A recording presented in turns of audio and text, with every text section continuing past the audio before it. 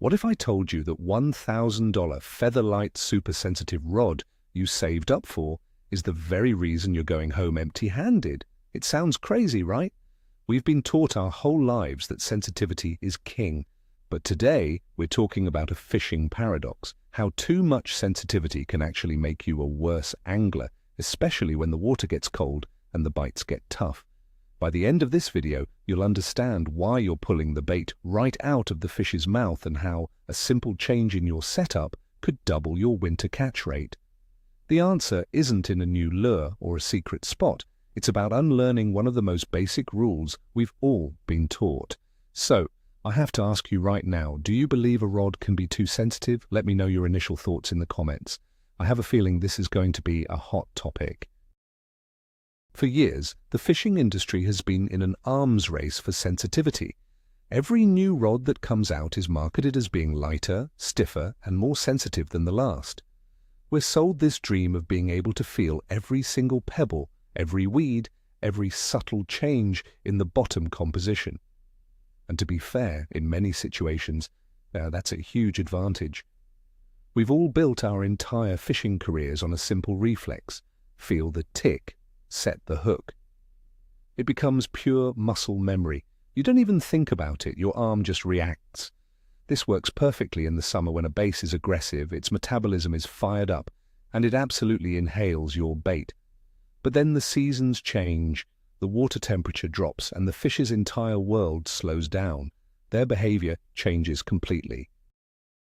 That aggressive thump you're used to becomes a mushy, subtle pressure, and that's where our high-tech gear and lightning-fast reflexes begin to betray us. Let's set the scene. It's one of those cold, crisp mornings, the kind where you can see your breath, and there's a layer of steam rising off the water's surface. It's quiet, almost perfectly still. You make a cast, letting your jig soak on the bottom. You're expecting that classic, hard thump of a bite, the one that jolts through the line and up your arm. But it never comes. Instead, you might feel something a little off. A slight sponginess, a little bit of extra weight that wasn't there a second ago. You swing because that's what you do, and you come up with nothing. This is the reality of a cold water bite. The fish aren't charging down your lure, they are lethargic and opportunistic. Your expectations, built from seasons of warm water fishing, are setting you up for failure. The entire game has changed, and the first step to winning is recognizing that the rules you're used to no longer apply. To understand why this happens, we need to talk about fish biology for a minute. Bass, walleye, and many other predatory fish are cold-blooded. Their body temperature and metabolism are directly tied to the water around them. When the water drops into the 40s or even the low 50s, their whole system slows way down. They don't need to eat as much, and they certainly don't have the energy to waste chasing down a fast-moving meal. So how do they eat? It's less of an attack and more of a slow, deliberate action. A bass might just casually swim up to your jig, flare its gills, and simply inhale it. It's not a violent strike. Sometimes they just grab the tail of your soft plastic and hold it for a moment, testing it out. This isn't the aggressive, decisive bite we all love. It's a tentative, lazy mouthing of the bait. And if you react to that initial, subtle touch, you're doomed to fail. This brings us to a crucial distinction: the pressure bite versus the tap bite. Most of us are trained to react to the tap bite. It's sharp, distinct, and unmistakable. It's the tick-tick thump you feel when a fish aggressively pecks at and then grabs your lure in warm water. Your sensitive rod transmits this perfectly. But the pressure bite is the ghost of winter fishing. It's subtle and easily missed, or more often misinterpreted. It rarely feels like a fish at all. It usually feels like you've just dragged your bait into a patch of submerged grass or a waterlogged leaf. There's no sharp tap, just a gradual increase in weight. It feels mushy, spongy, or heavy. Many anglers, especially those using ultra-sensitive gear, will feel this, assume it's a snag, and either shake the lure or pull it free, never realizing they just pulled it away from a fish that had it in its mouth. So, what is the role of your super-sensitive rod in this whole mess? It's acting as an informant that gives you information far too early. That high-modulus graphite is so efficient at transmitting vibrations that it tells you the absolute instant a fish's lip makes contact with your bait. It's like having a high-definition, slow-motion camera on your lure. You are feeling the very beginning of an event that needs more time to unfold. Think of it like this. Your rod is screaming fish when the fish has only just said hello to the bait. It hasn't fully taken it into its mouth or started to turn away with it. This premature signal goes straight to your brain, bypasses any patient, analytical thought, and triggers that deep-seated reptilian instinct to set the hook. Your tool is giving you information so clean and so fast that your own reflexes don't have time to adjust to the slow, deliberate pace of a cold water bite. It's a technological marvel that is actively working against fish biology. This leads directly to what I call the hair trigger reaction. Over thousands of hours on the water, you've created a powerful connection between sensation and action. Feel tap, swing hard. It's an incredibly effective reflex for 80% of the year. The problem is you can't just turn it off when the temperature drops. Your super-sensitive rod is the enabler of this bad habit in cold water. It feeds that hair trigger. You're essentially set up for a quick draw contest, but the fish hasn't even cleared its holster yet. You feel that first, faint tick of the plastic tail brushing against a tooth, and your body reacts before your brain can process the situation. You swing for the fences and you pull the bait completely out of the strike zone, often right out of the fish's barely open mouth. You've reacted to the knock on the door before the fish has even had a chance to turn the handle and open it. And then you wonder why you're not getting any bites. Let's get a little technical and talk about graphite modulus. When you see a rod advertised as being high modulus, like IM8, IM9, or some proprietary number, it generally means the graphite fibers are stiffer and lighter for their diameter. This allows manufacturers to build a rod, blank, that is incredibly light, crisp, and recovers very quickly after being bent. This stiffness is what makes it so good at transmitting vibrations. Think of it like a taut guitar string versus a loose, floppy one. The taut string rings out with the slightest touch. That's your high-modulus extra-fast action rod. It's a precision instrument designed to send every little bump and vibration from the end of your line directly into the palm of your hand. It's a masterpiece of engineering for detecting strikes when the strikes are aggressive. But in cold water, that instant high-fidelity signal is a trap. It gives you critical information way too soon, and it tempts you to act on it. Let's use an analogy. Imagine you're trying to hand-feed a very shy squirrel or a timid dog. You hold the treat out, and the moment you feel the faintest tickle of its nose or whiskers on your skin, you flinch and pull your hand back. What happens? You scare the animal away, and it never gets the treat. It's the exact same principle with a lethargic base. The fish cautiously mouths the bait, and your sensitive rod instantly sends that tickle up the line. Your instinct is to flinch, to set the hook. By doing so, you're snatching the meal away from a fish that was just about to commit. The very feature you paid a premium for, that incredible sensitivity, becomes your biggest liability in this specific scenario. Now let's consider the alternative, a more moderate action rod. I'm not talking about a cheap, noodly rod with no feeling at all. I'm talking about a quality rod, perhaps made of a lower modulus graphite, a graphite fiberglass composite, or even a full fiberglass blank for some applications. These rods have a deeper bend that extends further down the blank. Instead of just the tip flexing, the whole upper third or even half of the rod will bend under a load. This inherent design difference makes it a natural shock absorber. It acts as a delay mechanism between what the fish does and what your hand feels. It smooths out those sharp, sudden signals. Instead of being a taut guitar string, it's more like a heavy-duty rubber band. It has to stretch and load up before it really sends a powerful signal to you. So how exactly does this more moderate, forgiving rod help you? It's simple. It buys you time. When that slow, cold water base gently inhales your crawfish imitation, the softer tip of a moderate rod just gives way. It doesn't instantly send a jarring tick to your hand. Instead, the tip begins to bend and load up slowly as the fish turns with the bait in its mouth. This slight delay, maybe only half a second to a full second, is absolutely critical. It gives the fish enough time to get the bait fully inside its mouth and turn its head, and it gives your brain enough time to override that hair trigger instinct. You don't feel the sharp tap, so you don't react with a sharp jerk. Instead, you feel a gradual loading, a heavy feeling. This is the signal you need to wait for, and a moderate rod makes it much easier to detect. Here's one more analogy to really drive the point home.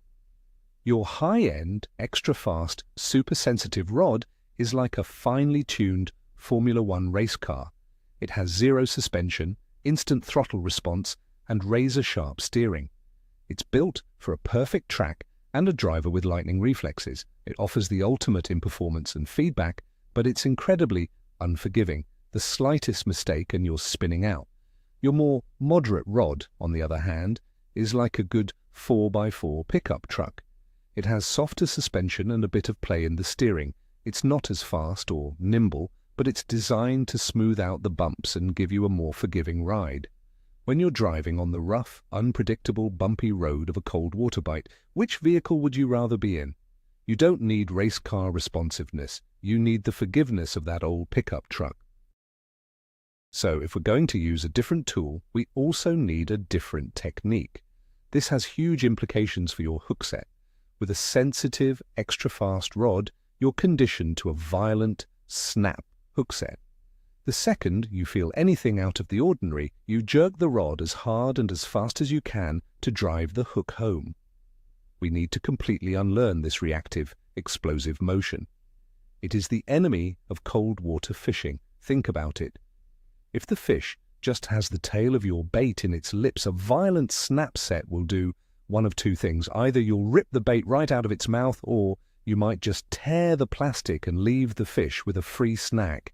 Neither of those outcomes puts a fish in the boat. The old way of setting the hook has to be put on the shelf until the water warms back up. The new rule is simple to say but hard to master. Wait for the wait. Instead of reacting to that initial tick or tap, you need to train yourself to be patient. When you feel something that isn't quite right, your first move should be to do nothing. Just pause. Then slowly start to reel down, picking up any slack in your line. You're not trying to move the bait, you're just trying to make a solid connection. What you're waiting for is a transition. You're waiting for that initial, ambiguous feeling to turn into a definite, heavy pressure. It should feel like your line is snagged on a heavy, waterlogged branch that starts to slowly move. That feeling of weight or a loading rod is your green light. It's the confirmation that the fish has the bait and is moving with it. Only then do you make your move. This is a situation where line watching becomes one of your most valuable skills. On calm days with clear water, your fishing line is a better strike indicator than even the most sensitive rod. Keep a close eye on where your line enters the water. Very often, especially with these subtle pressure bites, you will see your line jump, twitch, or start slowly swimming off to the side long before you actually feel the weight of the fish. This is the ultimate confirmation. A pile of weeds doesn't swim sideways, a log doesn't make your line jump. Seeing that line move is your undeniable signal that a fish has taken the bait and is moving off with it. When you see it, reel down the slack, let the rod load up from the fish's own weight and momentum, and then you can execute your hook set. Let's walk through a perfect cold water hook set scenario. You've made a long cast with a Ned rig to a deep point. You're slowly dragging it back across the bottom. Suddenly the line feels just a little bit heavy, a bit spongy. Your old self would have already swung and missed, but the new you stays calm. You stop your retrieve and just hold steady for a second. You point your rod tip towards the line and begin to reel slowly, just taking up slack. As the line comes tight, you feel a solid, immovable weight. Then you glance down at your high visibility line and you see it. It's slowly, but surely starting to move towards the deeper water to your left. That's it. That's the signal. Now, instead of a wild, jerky snap, you just continue reeling until the rod is fully loaded and then execute a long, powerful, sweeping motion to the side. It's a real set, and it drives the hook home securely every time. This entire process requires an immense amount of patience and discipline. It is a mental game more than a physical one. You are actively fighting against years and years of ingrained muscle memory that is screaming at you to set the hook. Every time you feel something strange, you have to consciously override that instinct. It helps to reframe what's happening in your mind. You are not trying to ambush the fish with a lightning-fast hook set. Instead, your goal is to let the fish hook itself. All you are doing is patiently removing the slack from the system and allowing the fish's own momentum and the slow loading of your rod to create the tension needed. When you finally pull back, you are simply driving an already positioned hook point home. It's a much more deliberate and ultimately a more successful approach for these specific conditions. Now let's address the most common counter-argument you're probably thinking right now. But I need that sensitivity to even feel the bite in the first place. If I use a less sensitive rod, I won't feel anything at all. And that is a valid concern, but it's based on a slight misunderstanding. This is not about using a dead, numb broomstick of a rod. We're not advocating for you to go out and buy a cheap, lifeless piece of fiberglass. It's about finding the right kind of sensitivity. A quality rod with a moderate action will still transmit plenty of information to your hand. You will still feel the difference between rock and mud. You will still feel the bite. The difference is that it won't scream at you. It reports the information in a more muted, delayed way, which, as we've discussed, is exactly what you need to prevent a premature reaction. It's also critically important to remember that this is not an all-or-nothing black and white rule. This advice is highly situational. Your expensive, ultra-sensitive, extra-fast action rod is still the undisputed king for many, many fishing techniques. Think about trying to feel a subtle bite on a Texas rig buried in a thick grass mat in the middle of summer, or trying to detect when a big bass picks up your football jig on a deep, rocky ledge in 25 feet of water. In those situations where fish are aggressive and you need to pull them from heavy cover quickly, that instant feedback and raw power is exactly what you want. The point of this video isn't to tell you to throw away your best rods. It's to make you think critically about when and where you use them. The key to becoming a truly great angler is understanding context. The best fishermen I know aren't necessarily the ones with the most expensive boat or the latest and greatest gear. They are the ones who have a deep understanding of which tool to use for the specific job they are facing on any given day. Your rod collection should be just as diverse as your lure collection. You wouldn't throw a giant swim bait in a tiny, shallow creek, and you wouldn't throw a small crankbait in a thick, matted jungle of vegetation. In the same way, you shouldn't use a hypersensitive, unforgiving rod when you know the fish are lethargic and the bites are going to be tentative and slow. It's all about matching your equipment's characteristics to the mood and behavior of the fish you are pursuing. That is the art of angling. Think back to the last few times you went fishing in the cold and struggled. How many bites did you miss? How many times did you swing hard on what you were sure was a fish, only for your lure to come flying back at your head? Maybe, if you were lucky, it came back with a single, tiny fish scale impaled on the hook point. That, right there, is the classic textbook sign of setting the hook too early. You didn't miss the fish didn't short strike you. You literally ripped the lure out of its mouth before it had a chance to eat it. That single scale is proof that your hook point made contact, but not in a good way. We often blame the fish for being finicky, but in this case the blame lies with our own premature reaction, enabled by our overly sensitive equipment. It's not a short strike, it's a premature hook set. So here is the challenge I'm putting out there for you. The next time you're heading out to the lake on a cold day and you know the bite is going to be tough, try this experiment. leave your favorite high-dollar super-sensitive rod at home, or at least in the rod locker. Intentionally choose a rod that has a more moderate or moderate-fast action. Maybe it's an old composite rod you have in the garage, or a crankbait rod, or even just a cheaper graphite rod that you know has a softer tip.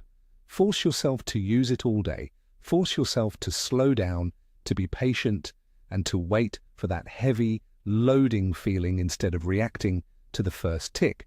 I can almost guarantee that the results are going to surprise you. You might just find the key to unlocking the winter puzzle you've been struggling with for years. So to wrap it all up, the big, counterintuitive takeaway here is that in cold water, your expensive, ultra-sensitive rod might just be your own worst enemy. It's feeding you information too quickly, causing a premature, reflexive reaction that pulls the bait away from slow, lethargic fish before they can fully commit. The real what a twist moment is realizing that sometimes less information, or at least delayed information, is far better. For years, we've been trained to believe that more sensitivity is always the goal, but we've just uncovered how a rod with a little more forgiveness, a more moderate action, can be the secret key to unlocking a tough winter bite. This completely changes how you should approach your gear selection for the season. It's not about the price tag, it's about matching the rod's action to the mood of the fish. Thank you so much for watching. If this video made you look at your rod rack a little differently, do me a favor and hit that like button, and be sure to subscribe for more tips that go against the grain. We're all about challenging conventional wisdom here. And now I really want to know, what's the one old school piece of gear you still rely on that modern anglers tend to overlook? Let's get a great discussion going in the comments below.